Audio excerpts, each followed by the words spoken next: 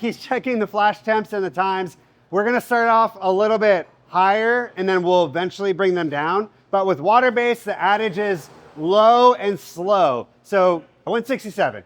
So you don't need much heat for water-based. And then the other thing too that we're gonna utilize is an inline heat press. So Rock works with Stampinator and it's a great tool for heating bases. So one of the very first tips we learned before we learned how to do full color water base is that the ultimate goal with your bases is to get it flat. You want a paper-like substance and everything will build appropriately on top of that. It will work so much easier. And so if you have a flat base that is opaque, your highlight colors can go on higher mesh with less deposit. They can be built more transparent and it's gonna have an easier time when you're stepping on colors doing wet on wet.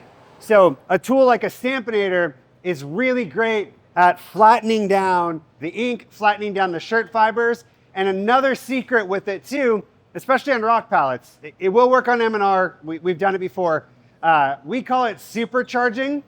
And so as I mentioned last time, you want your palettes to be warm because you want the heat to come from the bottom and then you want the heat from the flash emanating downwards. So you have heat coming from the top and from the bottom with your print in the middle being sandwiched. You can control your heat from your flashes, use a tool like the Stampinator to warm your palettes. You can just, as long as your bases are flashed, your highlight colors will print wet on wet without any sticking. So it's just a cool like little trick that we figured out. So Val is loading ink on the screen while the palettes are being warmed up. That's also gonna help warm up the ink so it prints a little bit smoother. If your palettes get way too hot, that's when you're gonna start having dry-in problems because the heat from the palette will go up into your screen, especially when that screen comes down to print, and will start drying out your ink. So it's a really fine balance that you have to have when you are working with heat and water-based inks. So Tim just adjusted the flood on this screen, Val's doing it on that one, and you can kind of see the depth of the flood. You really want that ink to cover the image so you can't even see it. And so when the screens are printing too, as the press op who's setting it up, you also want to look at not only your squeegee, see how it's bending or deflecting, but you want to make sure that the image area is actually being cleared. Our mesh counts that we're doing are really important as well. So our first base is a 230/40 Sati Hydro. So it's thin thread.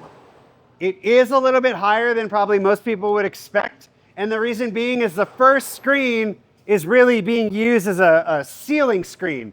So shirts or any really like knitted apparel, they have like ridges in it. And so what we're doing with this first screen is we're laying ink down to fill out those ridges and make a flat surface. And then when you get to your second screen, that's on a 160/48 Hydro, and that is to help build the opacity. So when this is printing and it gets the highlight colors, you really want to listen for if it's sticking. If we did everything correctly, we should have minimal to no sticking. So one other like cool thing about this design that we haven't mentioned at all, this design was given to Val and I by a friend of ours. His name is Blake Jones.